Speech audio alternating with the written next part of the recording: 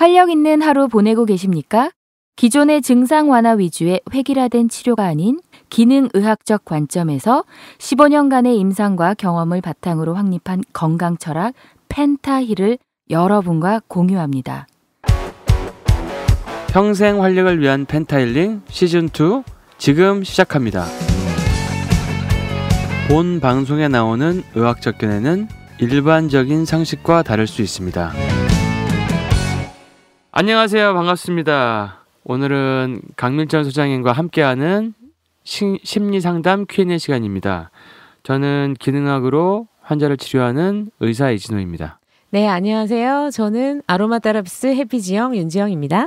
안녕하세요. 저는 심리치료 상담사 강민철입니다. 예, 오늘 사연은 기러기 아빠 증후군 어찌해야 하나요? 네. 예, 기러기 아빠들 어찌해야 하나요? 네. 기러기 아빠분들이 우리 병원에도 오시고요. 뭐 주변에 보시면은 이 정신 건강 상태가 심각하시더라고요. 이게 지금 뭐 이상하게 연애를 처음 하고 결혼하실 때는 멋진 남성이셨을 텐데 이상하게 점점 더 이게 남자들이 나이가 들어가면서 여자한테 의존하게 되는지 매일 술을 드시고 친구 만나고 식이 조절도 안 되고 막 뭐 무기력증에 빠지시고 뭐 이런 게 너무 많아요. 그래서 이해가요, 저는. 아니 이렇게 그러면 또 이제 부인이랑 얘기해보면 부인은 남편이 자꾸 날 너무 막 쫓아내서 아우 막 저 좀 떼놓고 싶다. 자꾸 내 옆에 있으려고 그러는지 귀찮다. 막 대놓고 얘기하시고 어떤 분은 그래가지고 저기 지방에다 집을 하나 해놓고 거기다 남편을 거기 갖다 놨다. 그리고 어떤 분은 이제 자꾸 외국에 전화 와서 힘들다. 뭐 이런 얘기를 하시거든요. 왜 남자들이 이렇게 더 외로움을 타는지 이거 기러기 아빠들이 어떻게 해야 되나요? 안 됐어. 이분들의 케이스들이 가끔 상담실로도 이제 기러기 아빠에 해당되는 분들이 이렇게 오시기도 해요. 네. 근데 그분들의 사연을 들어보면 네. 약간 갸우뚱하게 되는 모습들이 있어요. 네. 뭐냐면 네. 그분들이 이제 생활하는 게 기러기 아빠로 안 살고 있는 그냥 가족들과 함께 살고 있는 아빠들이랑 솔직히 생활 면에서는 별로 차이가 없거든요. 아, 그래요? 무슨 얘기죠? 친구 만나서 맨날 술 먹고 하는 것도 별로 다르지 않고 그리고 예를 들어서 뭐 요즘 아직까지도 우리나라 뭐 요즘 그 워라밸 얘기도 나오고 예전에는 뭐 저녁 있는 삶 얘기도 나왔는데 여전히 저녁이 없잖아요. 이제 삶 자체가 뭐 아빠뿐만 아니라 이제 일하시는 뭐 직장맘들도 마찬가지긴 한데 일하시는 분들 다 늦게까지 일하고 저녁 거의 밤 늦게 애들이 있다 그러면 거의 애들 다 자고 있을 때쯤 와요. 그럼 와서 씻고 뭐 집에서 반주를 하기도 하고 아니면 게임을 하면서 뭐 맥주 한 캔씩 뭐 하기도 하고 뭐 이러는데 그러니까 무슨 얘기냐면 본질적으로 가족과 접촉이 없다는 면에서는 하나 다르지 않다는 거예요. 원래도 가족과 접촉이 별로 많지 않았다. 그러네. 저도 되게 늦게 들어가거든요. 네. 전혀 새삼스럽지가 않아요, 사실. 갑자기. 본질적으로는 가족과의 접촉은 그래도 집에 누가 있다는 것과 없는 맞아. 차이인가? 지금 생각해 보면은 그분들이 같이 한국에 있을 때 제가 보면은 네. 그 남편은 맨날 술 먹고 늦게 들어오고 서로 만나는 시간 별로 많지 않았대요. 네. 근데 와이프가 외국으로 가니까 애 때문에 그때부터 갑자기 기러기 아빠 증후군이 시작된 거야. 이건 도대체 어떻게 사람이 있고 없고의 차이인가요? 되게 뭐죠? 그럴싸해요. 네. 그러니까 상담실로 찾아와서 저 기러기 이거 기발한 네. 논점이네. 기러기 아빠입니다라고 말씀하시면서 사연을 시작할 때 시작은 이래요. 밤마다 요즘 일 끝나면 집에 가기를 싫어요. 집에 가봤자 텅 빈 집안 문 열고 들어갈 때 그 휑한 느낌 막 괴로워요. 그러면 역시 기러기 아빠로서의 고충이 참 이만저만 한 게 아니겠구나 싶은데 근데 기러기 아빠가 아닌 그냥 일반 직장 남성분이 상담실에 와서 첫 마디도 그렇거든요. 집구석 들어가봤자 다 쳐잡아 자고 앉았고 반기는 애들도 없고 마누라라고 뭐 개만 달려오고 그나마 개만 달려오고 심지어 우리 집 애들은 고양이 좋아해서 고양이 키우는데 고양이 이것들은 찾아오지도 않고 고양이는 사생활이 있으니까 네. 이런 얘기를 해요. 그럼 뭐 물리적으로 사람이 집안 공간에 있거나 없거나 집안에 딱 들어설 때 반겨주는 사람이 없다라는 거에 대한 공허감은 그렇구나. 기러기 아니랑 똑같은 내용이구나 그러면. 네, 그냥 일반 직장 다니는 분들이나 거의. 근데 맞아. 그 우리 기러기 아빠들 몇 분 계시는데 지금 있네. 굉장히 힘들어하시는데 사실은 그 전에 기러기가 되기 전에. 와이프가 와서 그러는 거예요. 이 사람은 맨날 일하냐고 술 먹냐고 늦게 들어오고 음식 조절도 안 되고 맨날 사 먹고 그렇게 하고 나서 맨날 집에 일찍 들어오고 7시에 들어가고 주말에 가족과 함께 이랬으면 몰라. 네. 그게 아니었던 거야. 네. 근데 그런 분들이 또 그런 상황이 되면 또 상황을 탓하시네요. 그렇죠. 착시 현상이에요. 심리적인 착시 현상. 이건 또 변비가 아니고 착시군요. 네. 심리적 착시 받아 적어. 이거 볼펜 잘 안 넣으냐. 집안에 가족들이 없으니까 내가 이렇구나라고 이제 연결지어서 생각할 수 있는. 그러면은 이게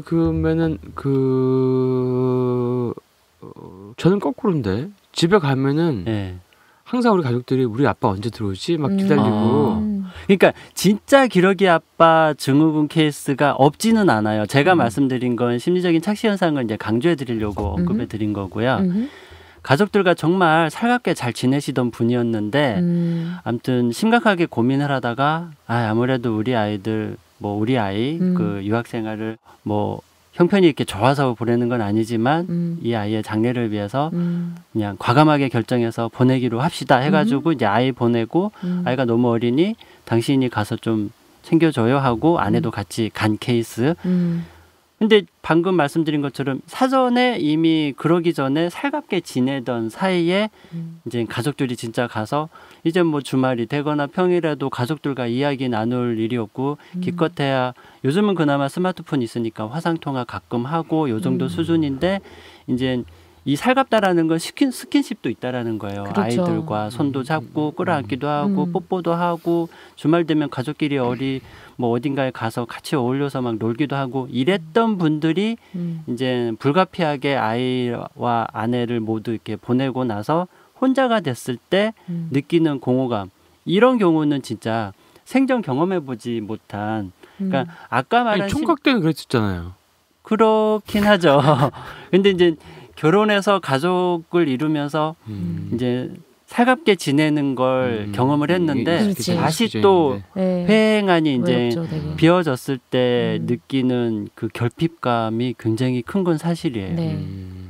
그래서 그런 경우는 그래서 기러기 아빠 증후군을 겪는 분들에게는 어떤 심리치료적인 맥락보다는요 그냥 상식적인 맥락의 말씀을 드릴 수밖에 없어요. 무슨 얘기냐면 과연 이 유학생활이 아이를 보내는 게 정말 이 아이의 장래를 위해서 과연 타당성이 얼마나 될까를 다시 한번 생각해 볼 필요가 있지 않을까요? 이런 현실적인 좀 이야기를 나눠요. 그러니까 이거는 심리적인 정서적인 어떤 문제가 있어서라기보다 그냥 살갑게 지내다가 아내와 이야기하고 아이와 이야기하다가 아무래도 나 외국에 가서 공부를 하고 배워야 잘 될 것 같아요. 혹은 그래야 잘 될 것 같아 라는 결론에 도달해서 이제 가족이 이렇게 헤어진 케이스이기 때문에 좀 더 원론적인 문제 가지고 그 아이의 어떤 전공이라든지 어떤 특기라든지 이런 걸 살리기 위해서 외국에서 하는 게 훨씬 낫다고 판단해서 결정한 거면 일단은 정말 살가웠던 아버지라도 진짜 가짜 기러기 말고 진짜 그 살가웠던 아버지라도 그런 거를 좀 이해하고. 근데 그런 분들은요 제가 보니까 외국에 있어도 그 우리 애가 축구하는 모습 이런 거 서로 막 SNS도 많이 하고 통화도 많이 하고 맞아요. 멀리만 떨어져 있지 영어는 같이 항상 교감하고 있는 걸 제가 느꼈어요. 그러니까 떨어져 있어도 이게 잘 되고 그 여행 갈 때도 딴 데 안 가고 이제 꼭 거기 우리 가족들인 데로 가고 그 심리적인 그 거리가 항상 이렇게 있는 걸 봤거든요. 그리고 오히려 이제 서로 이렇게 이런 얘기도 하고 우리 떨어져 있으니까 좀 더 보고 싶다, 그립다 이런 얘기도 하고 이렇게 더 애정이 더 증폭되는 그런 모습을 본 적도 있거든요. 맞아요. 그러니까 마치 장거리 연애하는 남녀 커플 같은 케이스처럼 더 애담는 거지. 예. 보고 싶은데 못 보니까. 그죠. 더 애틋해요. 사랑이 오히려 더 막 그러면 강해져요. 기러기 증후군 해가지고 뭐 술 먹고 외롭다 한 거 다 일종의 좀 약간 좀 핑계네. 그래도 외로울 거예요, 진짜. 외롭긴 할 거예요. 근데 아까 처음에 말씀드린 것처럼 심리적인 착식 케이스. 원래 생활 자체가 가족과의 접촉이 없던 이제 생활이나 그러다가 가족과 떨어져 지내는 생활이나 사실 생활 자체는 별반 차이가 없는데 그냥 심리적인 착시로 어려운 분들은 그냥 옆에 사람이 있는 게 되게 익숙하고 부인이 있는 게 익숙한데 그게 없다 보니까 네. 또 그런 거가 그럴 수는 익숙해졌다 있어요. 그럴 수도 네. 있고 근데 제가 강 소장님 부인이랑 한번 대화를 나눠보니까 우리 소장님께서는 뭐 네. 맨날 책만 보시고 놀러 갈 생각도 안 하고 나는 굉장히 활발하고 노는 거 좋아하는데 네. 뭔가 문제가 있어요. 곁에 있어도 뭐 나는 약간 좀 그렇다 뭐 이런 얘기를 하시더라고요. 그래서 네, 맞아요. 그런 고충이 있어요. 이게 지금 무슨 스님과 함께 사는 건지.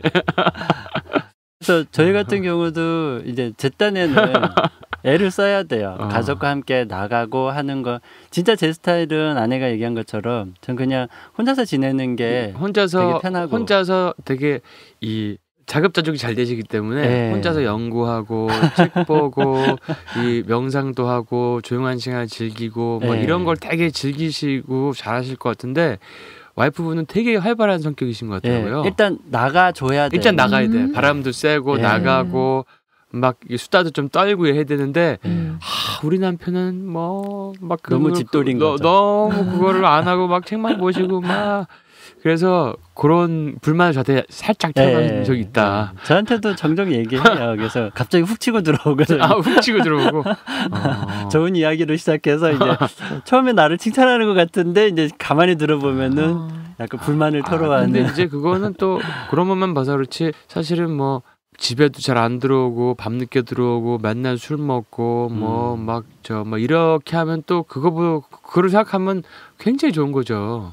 그러니까 아내 입장에서는 다른 예를 들어서 뭐 아이가 유치원 다닐 때는 유치원의 다른 엄마들 지금 이제 학교 이제 들어가신가 학교의 다른 엄마들과 이야기할 때 혹은 다른 지인들과 결혼한 지인들과 이야기할 때 그런 걸 얘기를 하긴 해요. 다른 엄마들은 남편이 집에만 들어오면 맨날 게임만 해요. 그리고 너무 밤늦게까지 술 먹고 늦게 들어와요. 한데 아내 입장에서는 그거 가지고는 또 할 말이 없어지니까 남편을 깔게 애매해진 거죠. 그치. 집에서 우리 남편은 뭐 일찍은 들어오는데 너무 이렇게 집돌이라 밖에 나갈 생각 안 하고 그러면 에이 뭘 그런 거 가지고 이렇게 이제 반응이 오니까 네. 아유 내 남편이 그럴 것 같으면은 난 진짜 맨날 업고 다니겠다 막 이런 반응이 오면 아군들 많이 심어 놓으셨네요. 그러면 이제 아내 입장에서는 외로워지는 거죠. 외로워지네. 네. 근데 솔직히 같이 맞장구 칠 사람이 없네. 네. 근데 아내 입장의 고충도 솔직히 만만치 않아요. 저 같은 집돌이를 만나면 집돌이. 네, 아내는 밖에 나가서 활동하길 좋아하는 사람인데 이런 집돌이를 만나면 그거 사실 고충이에요. 네. 아무리 집에 일찍 들어오면 뭐해요, 지 혼자 놀면. 그래서 게임 안 하고 술을 막 먹고 하는 건 아니지만 그래도 나만의 생활을 좀 고집하려고 하면 그런 사람을 남편으로 둔 아내 입장에서는 그 고충도 만만치 않아요. 맨날 게임하는 남편이나 맨날 술 먹는 고충이 있을 거예요. 네. 저 혼자돌이거든요. 혼자돌이. 그러니까 제가 이제 사람들이랑 이렇게 얘기도 잘하고 활발하고 뭐 여러 가지 많이 하지만 혼자 있는 걸 너무 좋아해요. 그래서 혼자 있으면 너무 재밌는 게 많아. 그죠?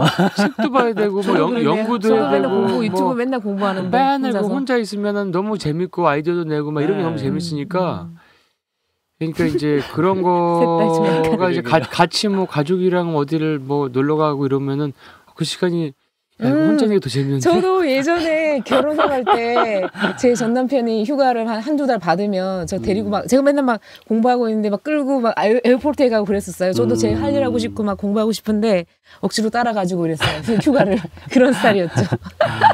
그래서 우리는 이제 휴가를 따로 가기까지 이제 발전했어요. 그래서 그러니까 왜냐면 저는 또 휴가 가면 막 구경하고 다니는 거 싫어하니까. 근데 뭐 보통 사람들은 막 또 여기 찍고 저기 찍고 막 하잖아요. 나 그건 아니다. 그래서 나는 한 군데서 가만히 거기 집이 아니니까 집돌이가 안 되니까 호텔돌이나 뭐 휴양지 돌이가 돼가지고 거기서 가만히 있거든요. 그렇구나. 재밌다. 휴양지 돌이 내지는 하여튼 그 호텔 도리가 돼가지고 저 얘기하는 것 같아요. 그 주변 일대를 다니면서 그 사람들의 생활을 이렇게 친구도 사귀고 뭐 이렇게 그 원주민들과 교류하고 제가 딱 그런데 교류하고 거기서 한 일주일 있어도 그 동네에서만 있어요. 왜냐면 서울에서도 우리가 여기가 강남역인데 여기서도 아예 한 달을 살아도 여기 근방을 갖다 파악을 맛집도 파악을 못 하는데 여기 하루 있고 뭐 부산 하루 있고 그래서 뭐 어디 하루 있고 하면 뭘 보겠어요. 결국에는 결국 보는 거 똑같이 뭐 동상 보고 무슨 뭐 절 보고 사찰 보고 이건데 그거 보러 가는 게 아니거든요. 맞아요. 그러니까 저는 그거는 반대인데 또 근데 그거를 원하는 분들이 있더라고. 그래서 그러니까 그거는 그렇다고 해서 1년에 이렇게 많지 않은 여행을 뭐 희생하고 살 수는 없다. 저랑 강수영님이랑 약간 그 도리가 비슷한 도리네. 바람도리는 아니고 집도리, 호텔도리, 휴양지도리 이렇게 혼자서 잘 노는 자가도리라고 할 수 있겠네요. 네.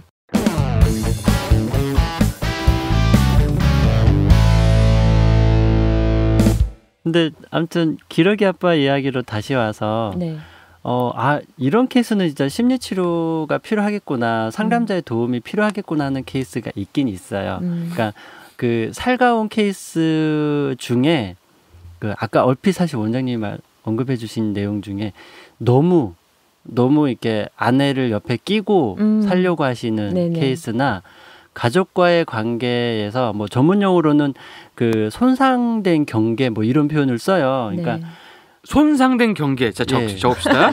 뭐 손상된 경계. 이건 중요한 거다. 전문 용어긴 한데 어떤 경계를 의미하냐면 방금 우리 언급된 것처럼 가족 사이에서도 개인적인 사생활이 보장이 돼야 될 수 있어야 되고 또 그 가족 구성원 개개인 간에 어느 정도의 이제 적정 거리, 안전 거리가 필요한데 맞아요.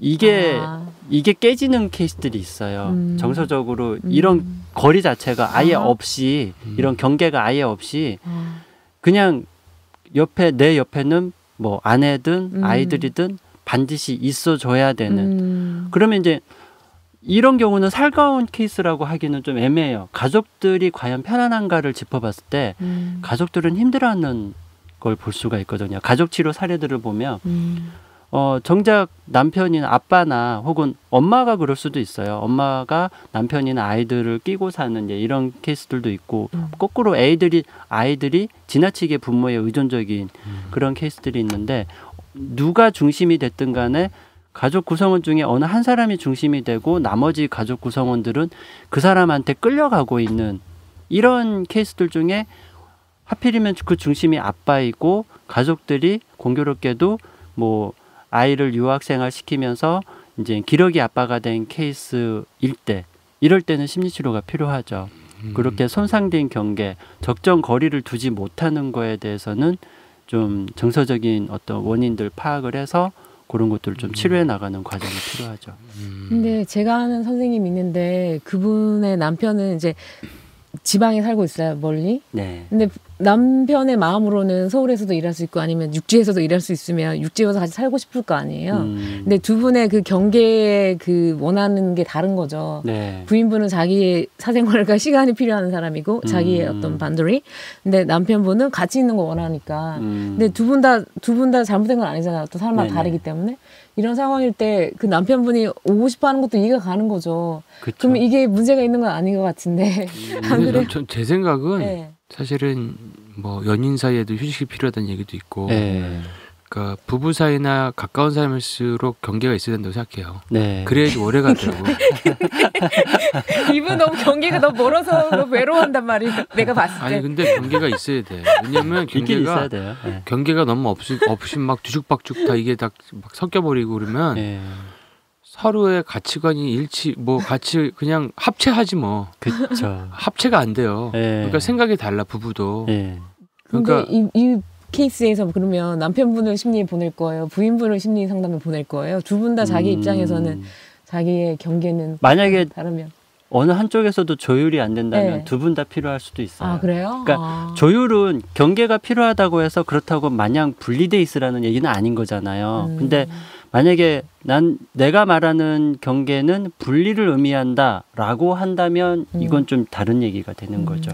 아니면 이런 경우에는 부부 내담자가 같이 오셔서 같이 오셔서 상담을 받아서 뭔가 조율 지금 방법을. 이거를 뭐 경계를 좀 더 좁힐지 뭐 서로의 그쵸. 어떤 그 한 사람이 그 손상된 경계를 자꾸 손상시켜 침범을 하는지 아니면 이게 자꾸 어떤 원래부터 그 뭐 같이 시간을 많이 보내지도 않으면서 괜히 기러기 타령만 하시는 건지 뭐 이런 걸 갖다 좀 판단해서 좀 인지시켜 드리고 조금 관계 정리를 좀 도와드릴 수도 있겠네요. 맞아요.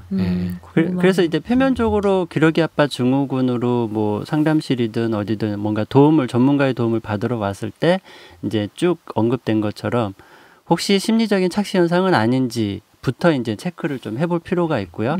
그리고 방금 전 언급된 것처럼 이게 경계가 어느 정도는 형성이 돼 있는지, 형성은 돼 있는데 지나치게 또 분리되려고 하는 건지, 또 한쪽은 분리되려고 하고 한쪽은 또 그 분리를 회복시키려고 하는지, 근데 회복 수준이 아니라 또 이게 집착의 수준으로 너무 밀착되려고 하는 건 아닌지, 이런 것들을 좀 섬세하게 체크를 해서 각각에 맞게 접근할 필요가 있는 너무 거죠. 사람을 집착하고 너무 이제 자기랑 항상 같이 있게 하고 자기가 하고자 하는 대로 무조건 이 사람이 하게 하고 개인 생활을 엮게 하고 이런 것도 사실 그게 일종의 또 어떻게 보면 뭐 말 없는 폭력이 될 수 있지 않나요? 그게? 그럼 그런 생각이 들어서 그럴 수 있죠. 그리고 제가 오늘 새벽에 받은 뉴스레터에서 외로움에 대해서 7가지 자연적으로 대처하는 방법에 대해서 공개했는데 한번 공개해도 될까요? 네. 지금 미국에 외로움이 그 비만보다 더 심각한 사회적 문제로 이제 떠오르고 있어가지고 롤리니스 에피데믹이라고 말하고 있거든요. 그래서 이게 어떻게 말하냐면 이 외로움이라는 게 사실은 인간이 진화하는 데 있어서 필요한 어떤 적응된 어떤 좋은 어떤 그런 현상일 수 있다. 왜냐하면 사람은 사람들과 함께 그 사회적 동물이기 때문에 사회적으로 잘 이렇게 소셜라이징 해야지 안 이루면 사회를 안 이루니까 그래야지 행복하고 그다음에 안전한 그런 어떤 우리의 그 진화 때문에 이런 일이 있는 거다. 외로움이라는 게. 그러면서 말하기를 첫 번째는 소셜 미디어나 그 테크놀로지, 그러니까 뭐 스마트폰이나 너무 이런 항상 뭐 페이스북 보고 남들의 삶을 보면서 그런 너무 많이 보는 2시간 이상 보는 사람이 더 외로움 많이 느끼고 그게 왜 가공된 삶이잖아요. 그러니까 그거 보고 자기랑 비교하니까 다 외로움 많이 느낀다. 그러니까 적게 소셜미디어 적게 하고 테크놀로지 적게 써라 이렇게 나쁜 것만 올리는 소셜미디어는 없나? 있어요. 나쁜 것만 올리는 거. 좋은 건 절대 못 올리게 하고 다 삭제시켜버리고 막 뭔가 기분 나쁘고 막 이런 것만 막 얘기하는 뭔가 있더라고요. 다들 괴롭고 막 괴로운 얘기하는 거 있어요. 내가 뭔지 모르는데 외국 친구가 보더라고 그거. 야 그거 보면 이제 난 진짜 이 정도면 행복하다 막 이렇게 느끼는 그런 거 있더라고요. 이제 그 페이스북 대신에 그런 게 하나 있더라고요. 저는 제목은 모르겠지만 안 갔지만. 두 번째는 밖에 야외에서 시간을 더 많이 보내라. 페이스북 말고 뒤통수북이라고 하면 되겠네. 그래서 그 자연에 가면 되게 그게 외로움이 좀 달래진다. 저도 어저께 완전 신세계를 발견했어요. 지금 여기서. 우리도 자연인데 뭐. 지금 강남에서도 저는 남산에 가려고 했는데 남산만 아니까 제가 이태원에 살았으니까 남산에 가려고 했는데 어저께 이렇게 걸어가다가 저쪽에 예술의 전당 쪽에 막 벚꽃도 있길래 그쪽으로 가볼까 싶어서 걸어갔는데 양재고등학교 있어요. 양재고등학교 정문에 거기 뒤에 산책로가 연결되어 있어요. 그 산이 모든 산이 완전 자연이 가까이 있는 거예요. 1시간 막 산책 정말 산속에 막 있는 거. 그래가지고 완전 비밀의 정원을 발견한 거예요 어저께. 와 멋지네요. 그래가지고 어저께 지나가면 사람 본 게 별로 많이 아는 사람들이 한 7명도 안 될 것 같아요. 한편으로 약간 무서운 어떤 남자분이 계속 지나가니까 그 사람이 혹시 내가 너무 으슥한 곳을 가면 따라오는 이런 마음이 들고 약간 그런 정도로 너무 정말 자연이었어요. 완전 자연. 한적한 자연. 근데 진짜 자연. 진짜 억지로 만드는 그분도 무서워하실 수 있잖아요. 약간 그래도 약간 되게 좋았어요 거기. 그래서 자연에 밖에 야외에 가라. 그다음에 세 번째가 친구나 가족을 이제 연락해서 근데 그 디지털적으로 말고 이메일이나 직접 만나라는 거죠. 문자나 이런 게 아니라 대면에서 만나라. 저 며칠 전에 또 저도 약간 우울했는데 제 클라이언트가 왔어요. 마사지를 받으러. 근데 제가 우울한 걸 알고 저를 위로해 줬어요. 그래 마사지는 안 하고 제가 그거를 힐링을 받았는데 심리 세션 받으셨어요. 심리 받았어요. 그분이 아로마 테라피 인사이트 카드도 하고 사주도 약간 배우고 약간 하셔가지고 그다음에 사람의 마음 감정을 바로 마음으로 느끼는 거죠. 고통을 바로 그거를 느끼는 분이에요. 엠패스라고 하는데 그게 슈퍼 파워가 있는 분이에요. 그래갖고 막 되게 해결 안 되는 내용이 있어요. 펜듈럼으로도 한번 돌려보고 펜듈럼으로 이게 예스인지 노인지도 막 보고 별걸 다 하고 그다음에 저를 허그해주고 제가 우는 거 받아주고 다 해가지고 힐링이 됐는데 그러니까 혼자 있으면 더 외로워지니까 사람을 만나서 어떤 사람과의 접촉으로 이렇게 뭔가 허그를 받든지 뭔가 그게 중요하다. 아무리 문자로 잘 지내고 있냐면 문자로 잘 지내고 있다고 말하지 이렇게 내가 힘들다 이런 말을 할 수 없잖아 사실은. 이게 아무 의미가 없다는 거. 그래서 사람을 직접 만나서 뭔가 이런 걸 하라고. 세 번째. 그다음에 네 번째가 자기가 살고 있는 집을 이렇게 쉐어하라는 게 있는데 이게 뭐냐면 뭐 누가 놀러 오게 한다거나 사람을 좀 드리라는 드리라는 거예요. 네. 그래서 그 암스테르담인가 네덜란드에서 그 뭐지 그 퇴직한 사람들이만 사는 그런 그 집이 있나 봐요. 그럼 외롭잖아요. 이제 정년퇴직하고 혼자 사는 혼자 싱글 그런 나이 많은 분도 많잖아요. 그래서 네덜란드에 그런 게 있는데 거기서 어떤 일을 했냐면 젊은 대학생이나 이런 사람들이 집을 구하기엔 돈이 많이 들잖아요. 근데 혼자 사는 할아버지 할머니 집에 이제 같이 살면서 이제 그런 윈윈을 하는 건데 최소한 뭐 30시간을 한 달에 30시간을 같이 이렇게 최소한 이렇게 인터랙션 하는 거를 딜을 두고 이렇게 드리는 거예요. 그래서 자기 집에 룸메이트인지 이렇게 하우스메이트처럼 약간 해주는 거죠. 근데 되게 좋아지는 거. 그게 고립되거나 외로움을 많이 이제 좋아졌다는 거. 그래서 학생들에게 무료 집을 이렇게 오퍼했다 이런 게 있더라고요. 그래서 집에 누군가 드리라 그런 거 있었고 이게 다섯 번째 너무 일을 너무 심하게 열심히 하지 말라.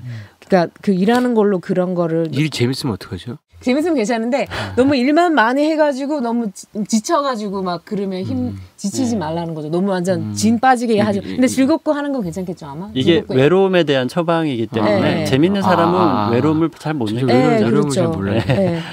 그런 거 있고 그다음에 여섯 번째가 TV를 빈지 와칭으로 하는데 갑자기 막 시리즈로 막 보는 거 있잖아요. 뭐 이렇게 그 시즌 뭐 2 나왔어. 그거를 10개를 한꺼번에 보고 이런 거 있잖아요. 한 시즌 통으로 보는 거. 10개 한꺼번에 재밌던데? 재밌긴 하죠. 리드 같은 거 막 완전 빠져서. 근데 이게 좀 약간 근데 이게 후폭풍이 있어요. 공허감을 크게 만들. 그렇게 적혀 있어요. 외로움과 그 디프레션, 외로움과 공허감 이런 거 있는 거 있죠. 다음 편이 기대되던데.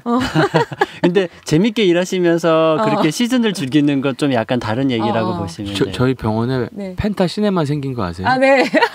진짜 좋아요. 저 보러 갔어가지고. 120인치짜리 해가지고 영상기로 딱 쏴서 거기서 영화를 보면 스테레오로 화면 되게 좋고 막 소리 좋고 하니까 너무 좋더라고요. 펜타 시네마라고 다음에 외로운 한번 와가지고 같이 우리가 폭풍 미드 한번 꿀트죠 뭐.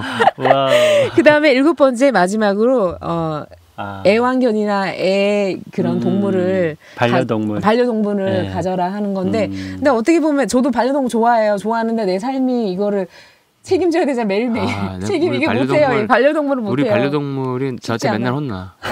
야, 너 저 혓바닥 쓰지 말고 손 써.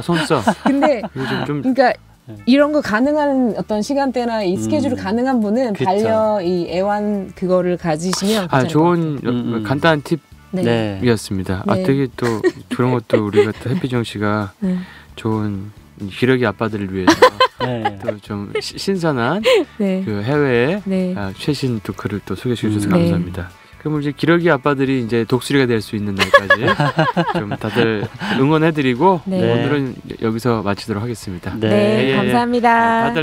다들 외롭지 마세요.